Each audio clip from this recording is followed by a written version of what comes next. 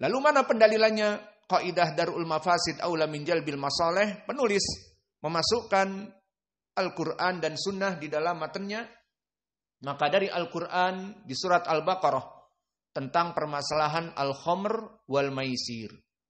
Yas'alunaka 'anil khamri wal maisir qul fihima itsmun kabir wa manafi'ul linnas. Maka katakanlah di saat ditanya kamu tentang perjudian dan minuman keras. Katakanlah qul fihima itsmun kabir. Katakanlah bahwa ada manfaat dengan berbisnis menggunakan kedua perkara itu mendapatkan uang banyak. Namun apa? Selain dari manafi'un linnas, bisnis itu membuat uang banyak, wa itsmuhuma akbaru min naf'ihima. Namun keburukannya untuk mendapatkan uang yang banyak ini ada faidah, namun mafsadahnya lebih besar. Mafsadahnya orang-orang yang mudmin, al-khamr atau addiction. Khamr apa addiction? Kecanduan. Orang yang kecanduan minuman keras, sudah harus mabuk. Kalau tidak mabuk, badannya sakit. Dan lebih parah lagi, narkoba. Maka dia harus menyuntikkan heroin. Harus memadat ataupun menyedot ganja. Atau yang lainnya. Dari pil-pil yang diminum, ekstasi.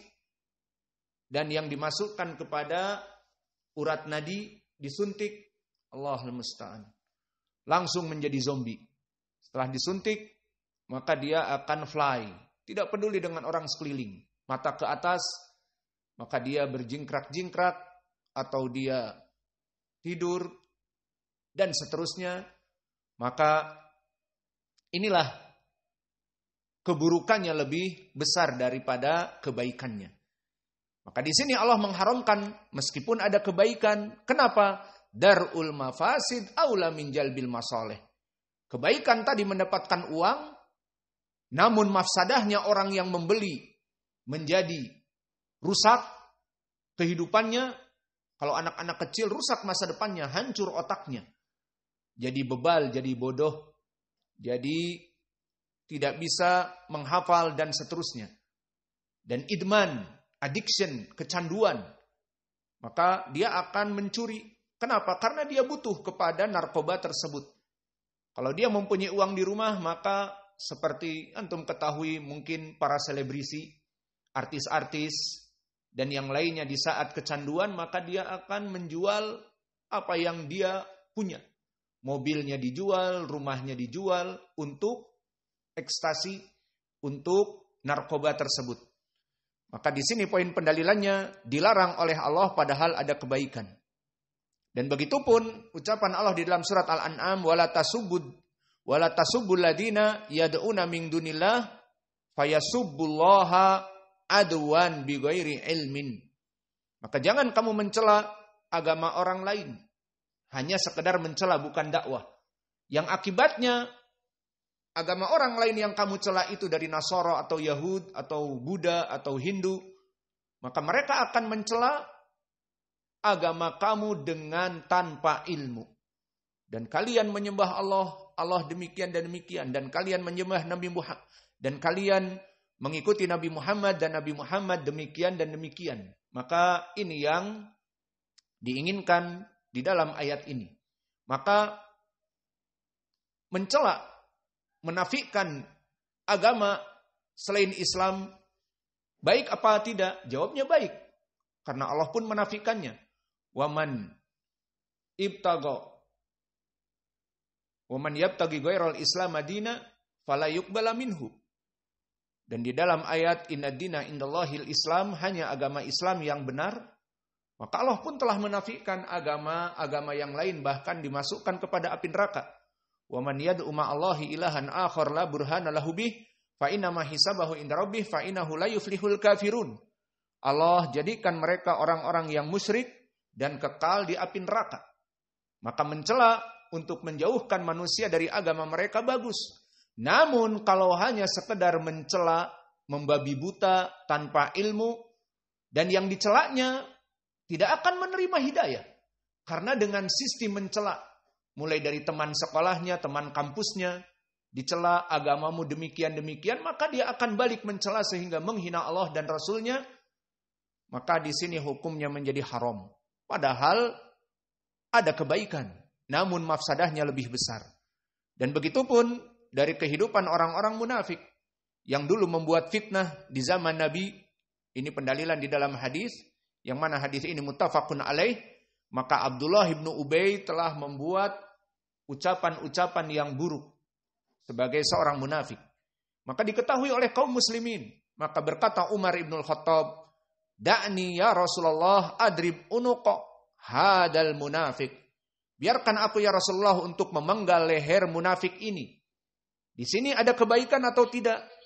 Jawabnya, na'am, ada kebaikan. Apa kebaikannya? Selesai dari fitnah orang-orang munafik, maka dakwah akan lebih baik. Namun apa kata Nabi? Dari maslahah ini, da'hu la yatahaddatsun nas anna Muhammadan yaqtulu ashabahu. Biarkan dia wahai Umar.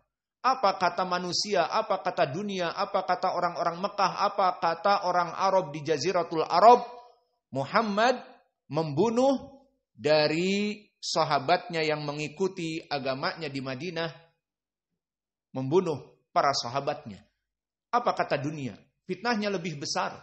Dan bisa kita rasakan fitnahnya mungkin di zaman sekarang juga.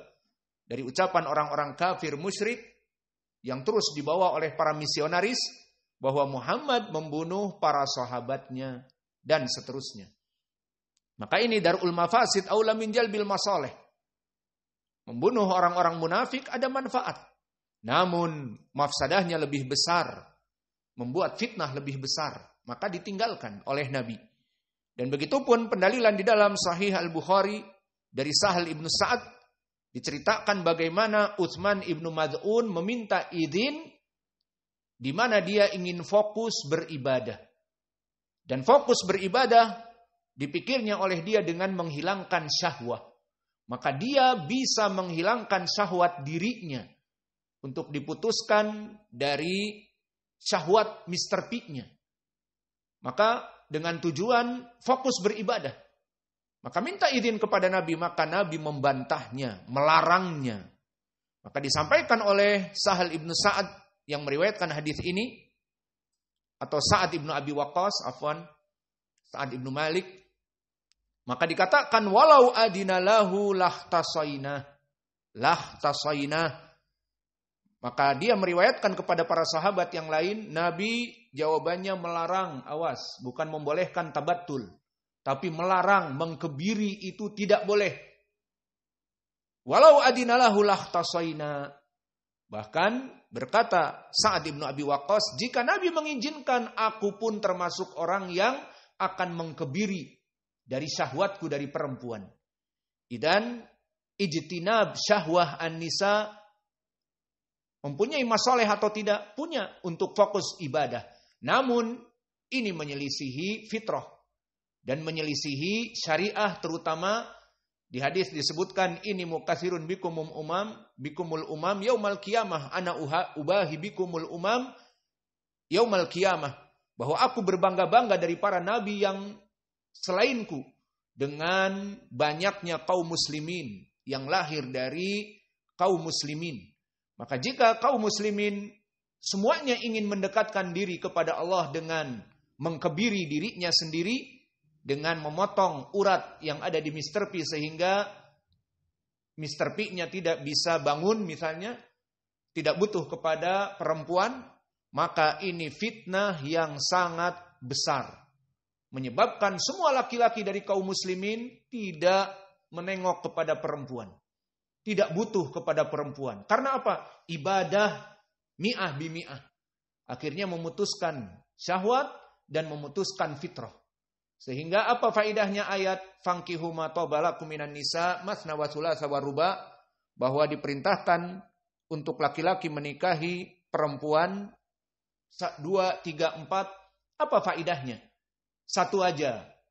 Tidak mau menjadi nol, menjadi jomblo forever karena mengkebiri.